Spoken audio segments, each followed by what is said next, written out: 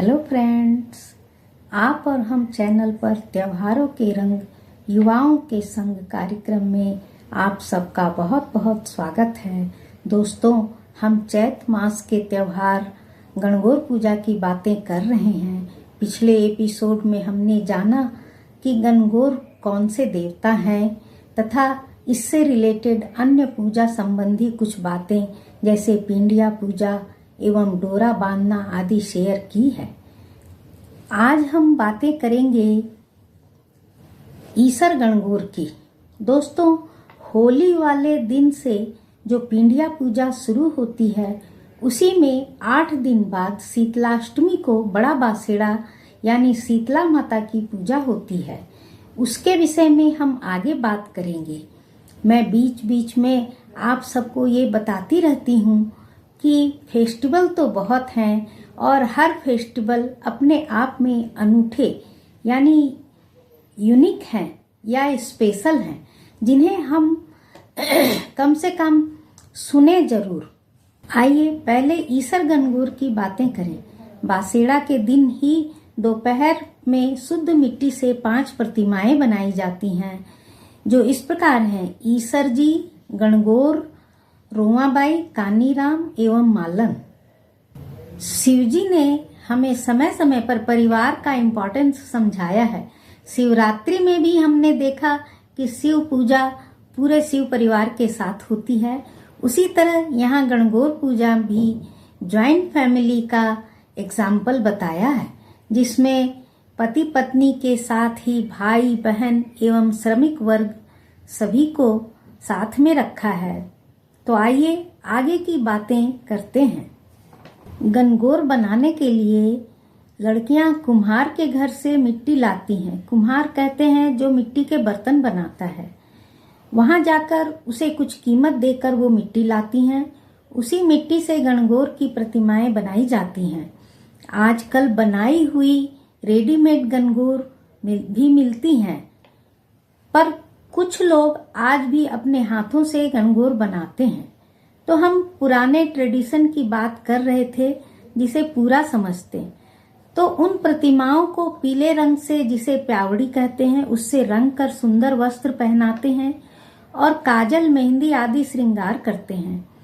उन्हें भी मिट्टी के नए बर्तन, जिसे कुंडा कहा जाता है, उसमें दूब बिछाकर सीरियली बिठाते हैं। जैसे पहले ईसर जी, उनके लेफ्ट साइड में गणगौर माता, उनके बगल में रोमाबाई जो ईसर जी की बहन है। ईसर जी के राइट साइड में कानीराम जो ईसर जी के छोटे भाई हैं, और रोमाबाई के बगल में मालन होती है। गणगौर बनाते समय भी गीत गाए जाते हैं। अब उन्हें गणगौर तैयार होने के बाद उन्हें प्रसाद चढ़ाते हैं, जल पिलाते हैं, रोली चावल से टीका लगाते हैं। एक छोटे मिट्टी के बर्तन में मिट्टी डालकर गेहूं या जौ छींटकर जवारे उगाए जाते हैं। दूसरे दिन सुबह से पिंडिया के साथ गणगौर समूह की भी पूजा की जाती है और रात में भी गीत गाए जाते हैं। अमावस्या के बाद तीज तक गणगौर की पूजा होती है। तीज के दिन पूजा करके शाम को उनकी विदाई होती है। ऐसा लगता है जैसे सच में घर की बेटी विदा हुई है।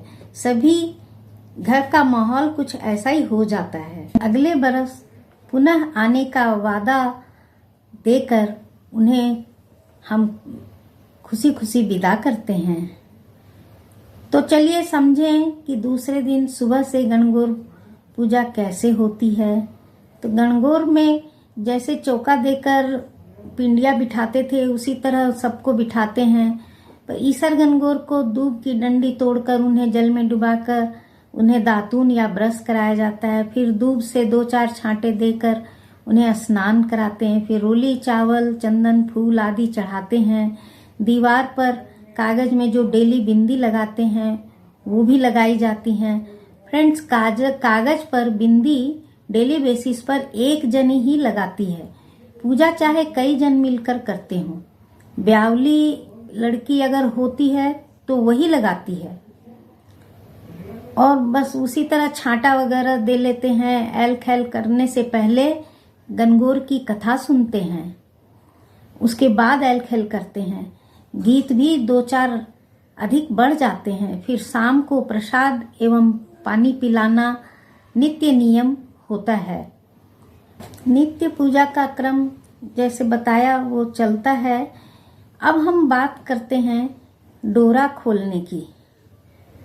तो दोस्तों, गणगौर के आगमन के बाद जो संडे पड़ता है उस दिन ये डोरा खोलने की पूजा करते हैं। जिस प्रकार पाटा पर जल का कलश रखकर पूजा की थी उसी प्रकार पूजा करते हैं। डोरा खोलकर उस दिन वाले आंखें लेकर कथा सुनते हैं। सूरज रोट की कथा होती है और फिर डोरा और आंखा वहीं रख दें कलश के पास, और कलश में से थोड़ा सा जल लेकर किचन में एक बड़े बर्तन पानी में मिला लें और उसी से नमक की रसोई बनती है, जैसे खीर, रबड़ी, हलवा, पूड़ी, बिना नमक की सब्जी आदि बनती है और इमली का पना बनता है, जो जिसे इमल्याना कहते हैं। और लड़कियों को खाना खाते समय पीने के लिए भी वो कलश का जल मिलाया हुआ पानी ही दिया जाता है। तो दोस्तों, इसकी कथा के अनुसार इस पूजा में पूड़ी के बीच में होल बनाकर पूड़ी तलते हैं। सभी लड़कियों के हिसाब से एक एक वो गिनती की बनती हैं। वो जितनी लड़कियां डोरा खोल रही होती हैं वो उनको उस पूड़ी को एक कपड़े में लपेटकर और उसको उस होल से सूर्य भगवान का दर्शन करते हुए और डोरा आंखा हाथ में लेकर अर्घ देने का नियम है।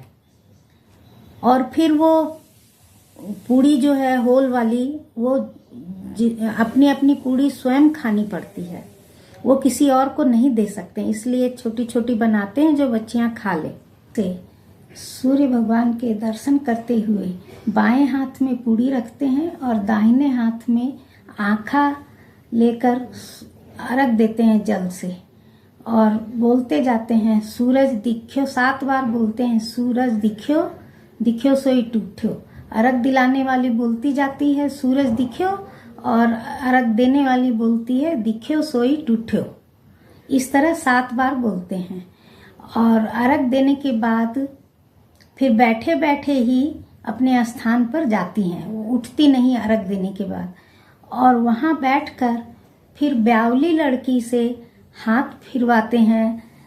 एक थाली में 2-2 पूड़ी, थोड़ा थोड़ा हलवा रखकर 7 जगह रखते हैं और उसके ऊपर एक साड़ी ब्लाउज रखवाते हैं और सब पर पैसे रखते हैं और साड़ी पर भी कुछ नगद रखते हैं। रखकर रोली चावल से चिरचकर और उसके चुनरी के पल्ले से 7 बार हाथ फिरवाकर उसे हाथ जुड़वाते हैं।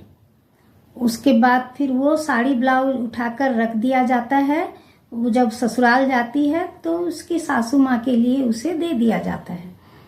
और वो पूड़ी वगैरह जो होती है वो अपने साथ पूजने वाली लड़कियां हो या छोटी बहनें हो या कोई अड़ोस पड़ोस की फ्रेंड सर्कल में हो, उनको आप खिला सकते हैं या फिर किसी ब्राह्मण की लड़की को भी दे सकते हैं।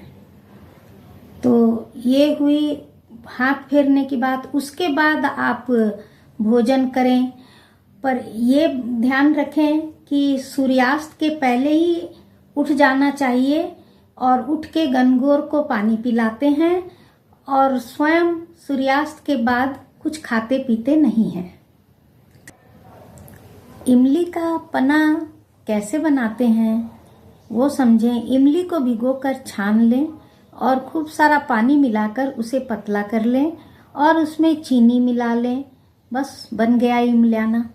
गर्मियों में ये इमली का पना पेट को ठंडक देता है ऐसा मानते हैं, पर ज़्यादा मात्रा में तो नुकसान भी कर सकता है। तो चलिए दोस्तों, आज के लिए इतना ही।